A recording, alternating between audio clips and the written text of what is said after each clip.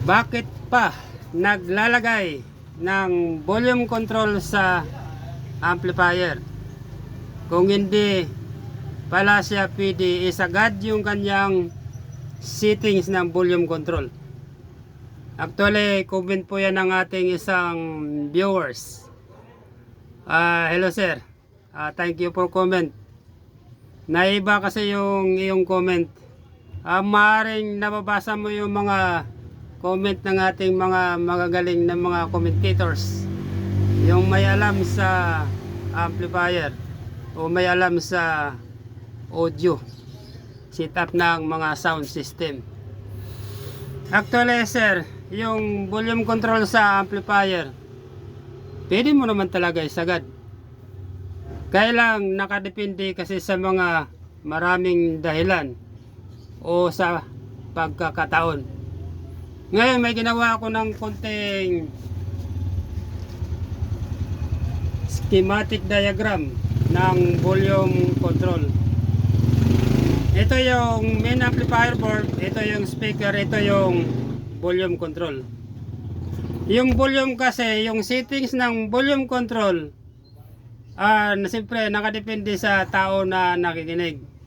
Kung gusto niya malakas, siyempre isiset niya doon sa kanyang nagugustuhan na lakas.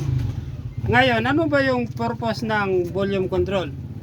Yung purpose ng volume control ay nagko-control ng input audio signal na papasok sa ating main amplifier board. Yung sa electronics kasi, yung sequence ng electronics sa amplifier, once na mababa yung input signal, siyempre bababa rin yung output signal na papasok sa ating speaker. Ngayon, yung settings ng volume control nakadepende rin guys sa input signal. Kapag yung input signal mo ay mahina or mababa, siyempre tataasan mo yung settings ng volume control. Ito pala guys, ground. Ito yung input signal, ito yung output papasok sa atin main amplifier board. Ito kasi yung symbol ng volume control. Ulitin ko lang, yung settings kasi ng volume control nakadepende kasi yan sa input signal. At ang settings ng volume control nakadepende rin sa iloload mo na speaker. Kapag mahina yung watts ng speaker na ikakabit mo, siyempre hinaan mo rin yung volume control para hindi siya masira. Pero kung match naman yung amplifier mo at saka yung speaker, tapos mahina yung volume, yung input signal, siyempre pwede mo isagad yung settings ng volume control.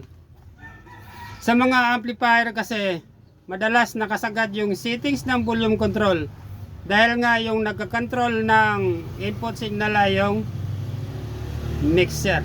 Yung mixer kasi may sarili siyang volume control. Kaya sa power amp, kahit na isagad mo itong kanyang volume control, okay lang. Dahil nga wala naman siyang tone control. Sa integrated kasi, meron kasing tone control at saka mic control. Kapag sinagad mo yung volume, siyempre dagdagan pa ng tone control ng signal, lalong lalakas yung output signal dito. Nakakaroon ng distortion kapag hindi kaya ng main amplifier board yung input signal na pumapasok sa kanya.